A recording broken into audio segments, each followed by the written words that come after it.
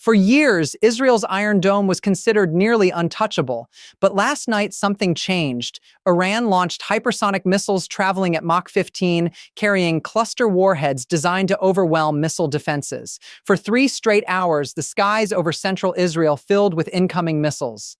And for the first time in this war, analysts began asking a new question. Did Iran just find a way through Israel's defenses? The night sky over central Israel lit up again. But this time the scale was different. Iran had launched the 37th wave of attacks under what it calls Operation True Promise, and almost immediately analysts began to realize this was not another routine exchange of missiles. It was the longest sustained barrage of the entire conflict. For nearly 3 hours, missiles and drones arrived in successive waves aimed at central Israel. Sirens echoed across multiple cities while air defense systems scrambled to track and intercept incoming threats. The tempo of the attack forced Israeli defense networks into continuous engagement, with interception systems firing repeatedly into the dark sky. But what made this barrage especially significant was the type of weapons involved. Iran reportedly deployed a combination of its newer Fatah hypersonic missiles alongside the heavier Khorramshahr ballistic missiles, systems capable of carrying extremely large explosive payloads. By launching different missile types simultaneously, the attack created a far more complex challenge for defensive systems trying to track and intercept each incoming threat. Reports began circulating that several missiles had penetrated Israel's multi-layered defense network. Even limited breakthroughs carry enormous implications in modern missile warfare. Each successful impact raises new questions about the capacity of defensive systems to handle sustained attacks at this scale. For military planners watching closely, the message was unmistakable. This barrage was not simply another round of retaliation. It was a signal that the conflict may be entering a far more dangerous phase, one defined by endurance, escalation, and increasingly powerful weapons. The scale of the barrage was only part of the story. What truly caught the attention of military analysts were the weapons used in the attack. At the center of the strike was Iran's Fatah missile, one of the newest additions to its arsenal and one that Tehran has described as a hypersonic system. Unlike traditional ballistic missiles that follow a predictable arc, the Fatah is believed to use a maneuverable re-entry vehicle during its final descent. That maneuverability is critical. As the warhead re-enters the atmosphere at extreme speed, it can alter its trajectory, making it far more difficult for missile defense systems to calculate a stable interception point. For defensive radars and interceptor batteries, that unpredictability compresses the response window to just seconds. Alongside the Fatah, Iran reportedly launched the Khorramshahr ballistic missile. This system represents a different kind of threat. Rather than relying primarily on maneuverability, the Khorramshahr is built around raw payload capacity. Some versions are capable of carrying up to 1.8 tons of explosives, an unusually large warhead for a missile in its class. The missile also uses hypergolic fuel systems, allowing it to remain fueled and ready for launch for extended periods. That means launch crews can fire within minutes rather than spending hours preparing the missile. But the real tactical innovation came from how these weapons were used together. Different missile types were launched in overlapping waves, each arriving at different speeds and trajectories.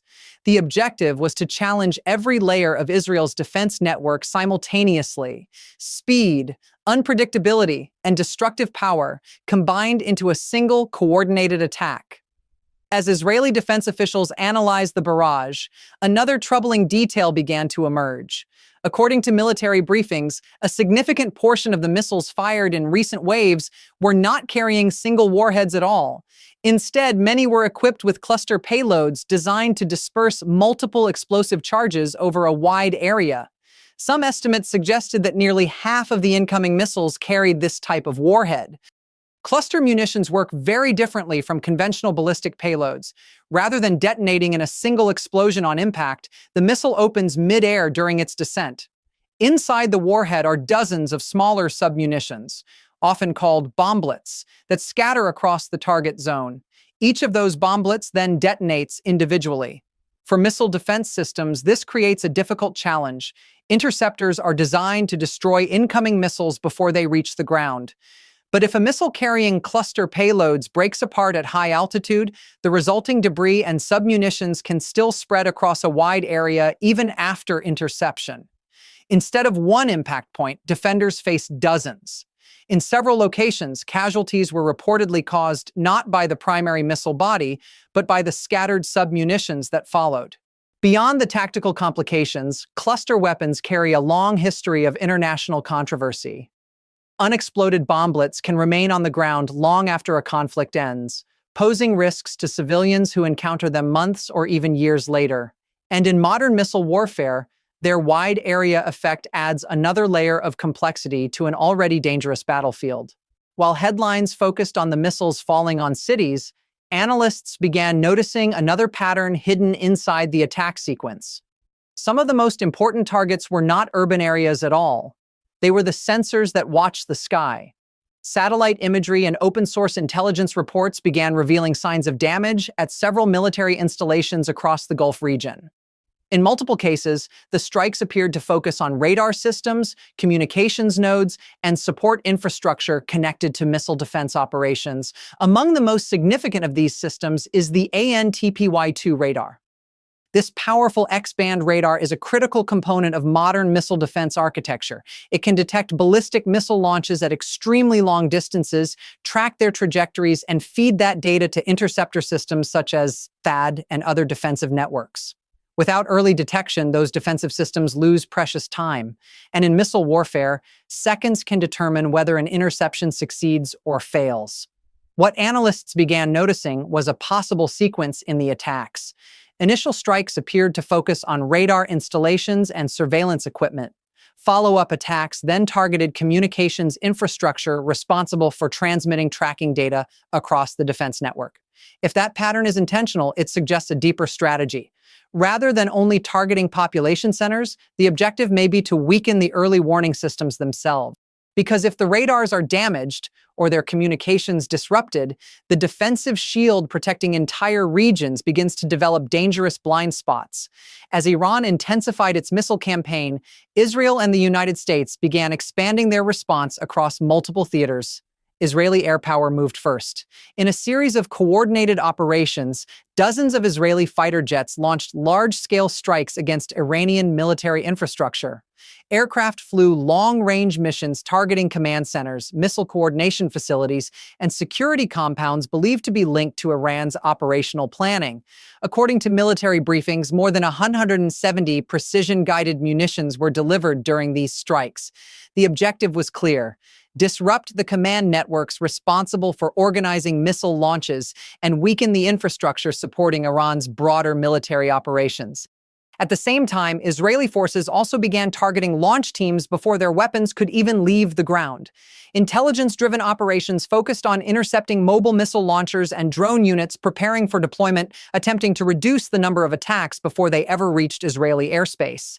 Meanwhile, the United States opened a separate front at sea. American naval forces operating in the Strait of Hormuz launched operations aimed at preventing Iranian attempts to deploy naval mines in one of the world's most critical energy corridors. Several vessels believed to be involved in mine-laying activities were intercepted and destroyed, but the battlefield was expanding further. From Lebanon's southern border, Hezbollah began launching its own attacks into northern Israel, opening a second front that forced Israeli forces to divide their military resources. What had begun as a missile confrontation was rapidly evolving into a broader regional war. In the early days of the conflict, several Western officials suggested that Iran's missile campaign was already weakening. Launch numbers appeared to be falling.